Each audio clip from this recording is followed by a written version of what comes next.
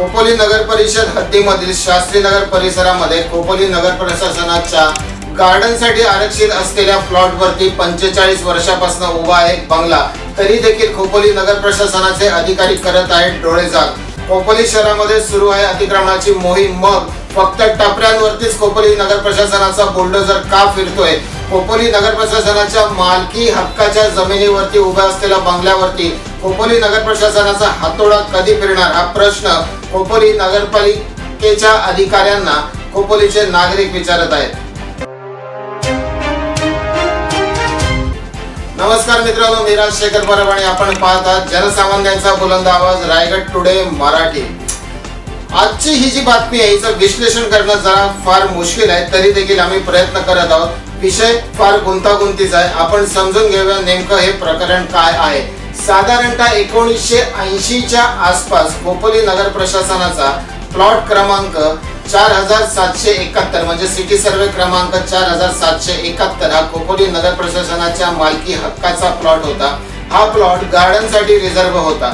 त्याचबरोबर त्याला लगतचा प्लॉट हा सिटी सर्वे क्रमांक 4772 हा खोपोली बाजारपेठेतील छपाई व्यवसायातील प्रसिद्ध व्यावसायिक म्हणून ओळखले जाणारे नवनीत विटलानी यांचा प्लॉट होता। परंतु त्या काळामध्ये चुकून नवनीत विटलानी यांनी आपल्या बंगल्याचं बांधकाम खोपोली नगर परिषदेचा प्लॉट क्रमांक 4771 वरती केलं।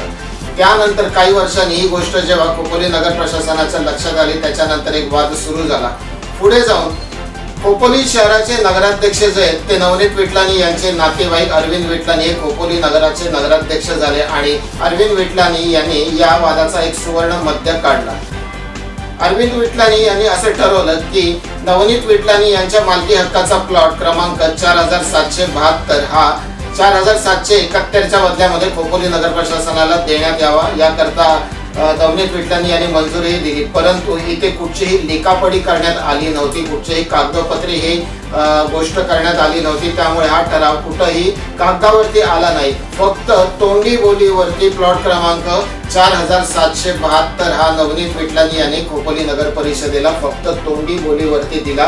त्या गोष्टीला आता अनेक वर्ष उठून गेलेली आहेत। खोपोली नगर परिषदेमध्ये प्लॉट क्रमांक 4772 हा खोपोली नगर प्रशासनाच्या मालकीचा आहे याचा कोणताही पुरावा जो आहे तो खोपोली नगर प्रशासनाकडे नाही।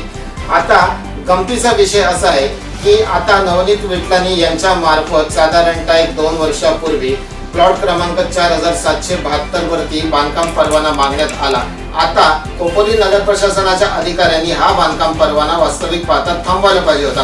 खोपोली नगर प्रशासनाच्या अधिकाऱ्यांनी असं सांगायला पाहिजे होतं की प्लॉट क्रमांक 4771 वरती तुम्ही केलेलं जे बांधकाम आहे ते तोडून तो प्लॉट खोपोली नगर प्रशासनाच्या ताब्यामध्ये द्या, त्यानंतर तुम्हाला प्लॉट क्रमांक 4472 वरती बांधकामाची परमिशन दिली जाईल। असं न करता खोपोली नगर प्रशासनाच्या अधिकाऱ्यांनी पूर्णपणे डोळे बंद करून नवनीत विटलानी यांनी मागितलेल्या बांधकामाला परवानगी जी आहे ती देण्यात आली। आज प्लॉट क्रमांक 4772 वरती आपण माझ्या मागे पाहत आहात भली मोठी इमारत उभी राहिलेली आहे आणि आता प्लॉट क्रमांक 4471 आणि 4472 दोन्ही विटलानींच्या ताब्यामध्ये आहेत।